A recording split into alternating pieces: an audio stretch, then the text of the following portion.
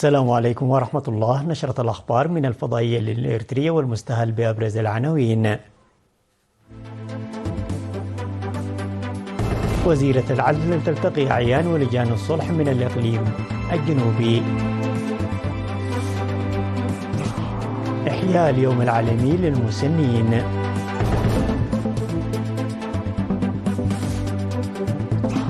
مركز تدريب العمال المهني يضع خطة عمل استراتيجية.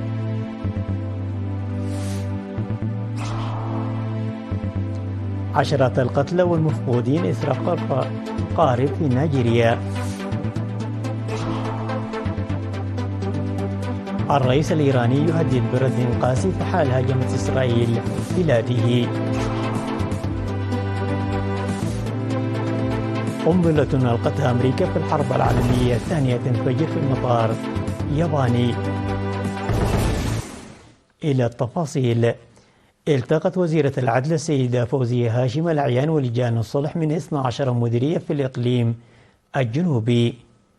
وأوضحت الوزيرة في اللقاءات التي جرت يومي 24 و26 من سبتمبر الماضي في منطقة ودكم حارق والأول من أكتوبر في دواروا أن مكافحة السلوكيات غير الحميدة التي تتنافى مع قيمنا مهمة مشتركة، مضيفة بأن إقامة لجان الصلح تلعب دورا هاما في الدفع بالمشاركة النشطة للمجتمع وضمان استمرارية القيم والعرف وتأمين السلم والوئام. وذكرت بأن مهام لجان الصلح هي حل الخلافات سلميا وليس بمنظور الفوز والخسارة في القضايا، داعية اللجان والأعيان المنتخبين للاستفادة من موروثات الحكمة والمعرفة لإحلال السلم والوئام. وأوضح المشاركون بأن عملية الصلح المبنية على نظام عدلي متعارف هي وسيلة تؤدي إلى الحل الدائم، داعين جميع الجهات الحكومية للمساهمة في جهود لجان الصلح.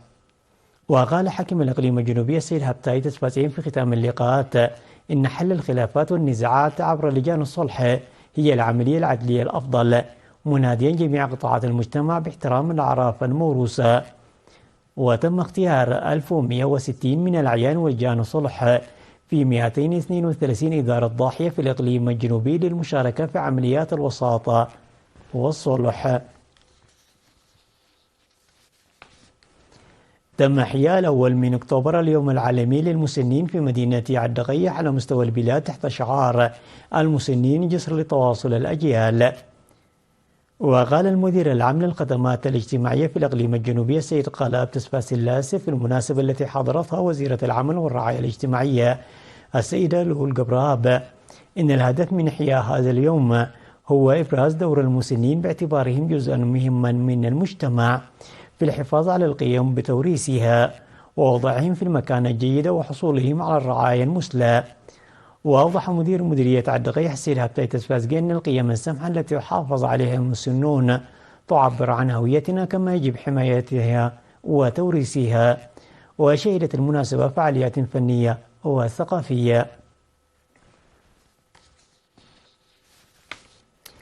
نظمت كونفدرالية العمال الإريترية بالتعاون مع مركز كفاءة الجودة المؤسسية الإريترية من 16 وحتى 24 من سبتمبر الماضي دورة تأهيلية للتجهيز وتنفيذ خطة العمل الاستراتيجية لمركز تدريب العمال المهني بمصوع. وأوصى نائب سكرتير كونفدرالية العمال الإريترية سيد كبراب كيداني المشاركين في الدورة من أعضاء اللجنة التنفيذية للكونفدرالية وأعضاء ومدربين مركز التدريب وموظفو وزارة العمل والرعاية الاجتماعية، بالإضافة إلى موظفو إدارة إقليم شمال البحر الأحمر للعمل بكل تفان وجد في تنفيذ الخطة الاستراتيجية الموضوعة كونها رؤية الكونفدرالية. وأوضح المدير المؤقت لمركز كفاءة الجودة المؤسسية الإريترية الدكتور أبيل هبت مريم أن رؤية المركز هي ضمان عمل المؤسسات الوطنية بالرقي إلى الكفاءة المؤسساتية، مؤكدا مساهمة المركز في تنفيذ الاستراتيجيات الموضوعة على أرض الواقع. وفي غضون ذلك عقدت الكونفدرالية في 2 من أكتوبر الجاري ورشة مناقشات بمشاركة 34 مسؤولا وممثلا للمؤسسات المتمركزة في مصوع بمناسبة بدء الدورة الثامنة للتدريب المهني بالمركز. وأوضح السيد كبراب المرحلة التي وصل إليها مركز التدريب المهني للعمال وبرامجه المستقبلية، مناشدا المتدربين بالاستفادة من الدورات التأهيلية التي تقدم في 7 مجالات مختلفة على مدار فترتين يوميا لمدة 3 أشهر مقبلة. قام مركز التأهيل المهني للعمال بمصوحة الآن تدريب 1140 عاملا بالتأهيل النظري والتطبيقي. أعلن مكتب الصحة في الإقليم الأوسط أنه يعمل جاهدا على التوعية الشخصية لإحداث تغييرات في العادات بالتركيز على ضمان الصحة العامة لمنع تعرض المجتمع للأمراض بسبب نقص المعرفة. وأوضح مسؤول الإعلام والتوعية السيد هابتاي قبر مثقل أن برامج العمل تركز على الصحة العامة والتنسيق بين الشركاء لترسيخ وعي صحي مجتمعي شامل. وذكر بأن تشجيع الجهات القائمة بالتوعية في القرى وإجراء مناقشات مفتوحة حول الأمراض المختلفة وإعداد المنشورات التنويرية هي جزء من برامج المستمرة. نظمت في مدينة نقفة دورة تدريبية للمدربين على الإدارة والقيادة ل 38 شابا في مديريات من مديريات دبحة وقارورة وأفعبت ونقفة. تضمن التدريب المنظم من 27 إلى 29 من سبتمبر مفاهيم الإدارة والقيادة وأهمية التربية الوطنية والتدريب. وأوضح مسؤول متابعة التنظيمات في الاتحاد الوطني للشباب والطلبة فرع إقليم شمال البحر الأحمر السيد صالح نافع أهداف التدريب، وقال أن التدريب سيستمر في باقي المديريات. وذكر مسؤول قسم الشؤون السياسية والتنظيمية بالاتحاد السيد سليمان يوسف أن التدريب يأتي ضمن الجهود المبذولة لرفع وعي وقدرات الشباب. وقال سكرتير الجبهة الشعبية للديمقراطية والعدالة في مديرية نقفة السيد إدريس محمد نور أن المتدربين يتحملون مسؤولية نقل المعرفة المكتسبة إلى جيل الشباب في إطار عملهم. عقد فرع الاتحاد الوطني للمرأة الإريترية بالإقليم الجنوبي في 24 و25 من سبتمبر المنصرم اجتماعات لسكان مديريتي صرونة ومعين حول تمكين المرأة. وأشارت مسؤولة فرع الاتحاد بالإقليم الجنوبي السيدة سنايت فورقي لأن الاتحاد يعمل على ضمان تطوير المرأة الشامل في تحسين وضعها الاجتماعي والشخصي اعتمادا على الوعي، مناشدة إياهن تأكيد تحسين أدائهن وتطويره بتعزيز تنظيمهن في العمل بمشاركتهن. وأوضحت مسؤولة الخدمات الاجتماعية السيدة قدوسان مبراتهم مدى ترقب الاتحاد تقدم مستوى المرأة بالاستفادة من الدورات التأهيلية التي يقدمها الاتحاد بالتعاون مع الجهات المختصة.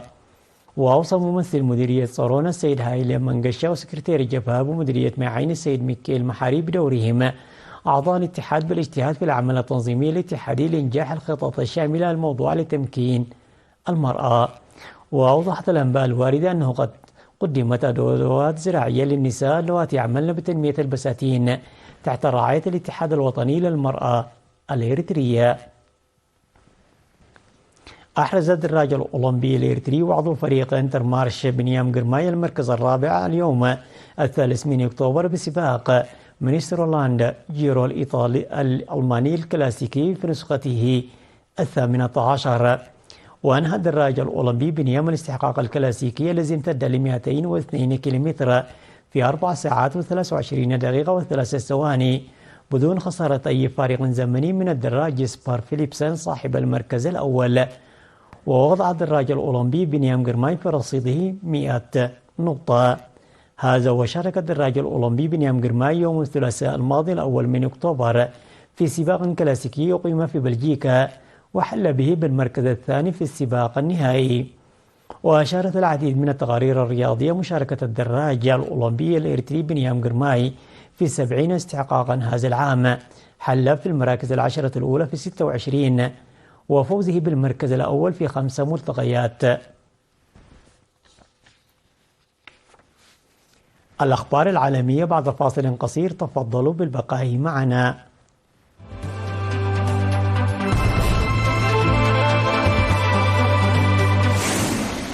لقى 16 شخصا على الأقل مصرعهم وفقد عشرات آخرون في شمال ووسط نيجيريا إثر غرق قارب كان مكتظا بنحو 300 راكب بحسب ما أفاد مسؤولون. وقال رئيس وكالة الإغاثة والطوارئ في ولاية النيجر أن الركاب وغالبيتهم من النساء والأطفال كانوا متوجهين إلى بلدة نائية عندما وقع الحادث. وأضاف أن القارب كان مكتظا بنحو 300 شخص بينما كان يعبر نهر النيجر عند منطقة كبايو بالقرب من مواكا عندما واجه صعوبات. وكثيرا ما تشهد نيجيريا غرق مراكب خصوصا خلال موسم الأمطار، ويعود ذلك عموما إلى تحميل القوارب بأكثر من طاقتها وسوء الصيانة وعدم الامتثال لقواعد السلامة. أكد الرئيس الإيراني من العاصمة القطرية أن بلاده لا تتطلع إلى الحرب، لكنه تعهد في الوقت نفسه برد قاسي في حال ردت إسرائيل على الهجوم الصاروخي الذي شنته طهران على إسرائيل. وقال الرئيس الإيراني في هذا الصدد إن إسرائيل هي التي تجبرنا على الرد، مؤكدا في الوقت نفسه أن بلاده لا تتطلع إلى الحرب. وشنت إيران هجوما صاروخيا على إسرائيل قالت إنه انتقاما لاغتيال زعيم حركة حماس إسماعيل هنية في يوليو في طهران، والأمين العام لحزب الله حسن نصر الله الأسبوع الماضي بضربة إسرائيلية على الضاحية الجنوبية لبيروت وهما حلفا طهران. وكان مسؤولون إسرائيليون حذروا من حرب إقليمية شاملة وأن إسرائيل ستشن ردا قويا على الهجوم الصاروخي الإيراني الضخم، وقد تستهدف منشآت إنتاج النفط داخل إيران وغيرها من المواقع الاستراتيجية. أعلنت السلطات اليابانية إغلاق مطار ميزاكي بجنوب غرب البلاد جراء انفجار قنبلة بإحدى ممرات الطائرات. وفي التفاصيل قال مسؤولون يابانيون أن قنبلة أمريكية غير متفجرة من الحرب العالمية الثانية كانت مدفونة في مطار ياباني انفجرت، مما تسبب في حفر كبيرة في ممر الطائرات وإلقاء أكثر من 80 رحلة من دون وقوع إصابات. وقال مسؤولون في وزارة النقل اليابانية أنه لم تكن هنالك طائرات قريبة عندما انفجرت القنبلة في مطار ميزاكي في جنوب غرب اليابان. وقال المسؤولون أن التحقيق أجرته قوات الدفاع المدني والشرطة أكد أن الانفجار كان بسبب قنبلة أمريكية تزن 500 رطل، ولم يكن هنالك أي خطر آخر، ولم يتم تحديد سبب انفجارها المفاجئ. وقال مسؤولون بوزارة الدفاع أنه تم العثور في المنطقة على عدد من القنابل غير المتفجرة التي أسقطها الجيش الأمريكي خلال الحرب العالمية الثانية. ضرب زلزال بقوة 6.1 درجة على مقياس ريختر في إقليم كاتان لويس شرقي الفلبين. وذكر المعهد الفلبيني لعلم البراكين والزلازل إن مركز الزلزال وقع على بعد 81 من مدينة بامانوكو الواقعة في الإقليم وعلى عمق 350 كيلومترا. ولم ترد حتى الآن تقارير عن وقوع ضحايا وأضرار بسبب الزلزال. وتقع الفلبين في حزام النهر بالمحيط الهادي حيث يحدث نحو 90% من الزلازل في العالم. وكان آخر زلزال كبير ضرب البلاد قد بلغت قوته 7.1 درجة على مقياس ريختر، وأودى بحياة أكثر من 220 شخصا وسط الفلبين عام 2013. تذكير بالعناوين مرة أخرى. وزيرة العدل تلتقي أعيان ورجال الصلح في الإقليم الجنوبي. إحياء اليوم العالمي للمسنين.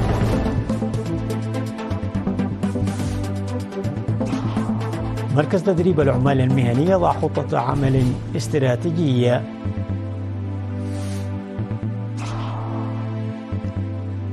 عشرات القتلى والمفقودين إثر غرق قارب في نيجيريا. الرئيس الإيراني يهدد برد قاسي في حال هاجمت إسرائيل بلاده. قنبلة ألقتها أمريكا في الحرب العالمية الثانية تنفجر في مطار ياباني. وصلنا إلى ختام النشرة، في أمان الله.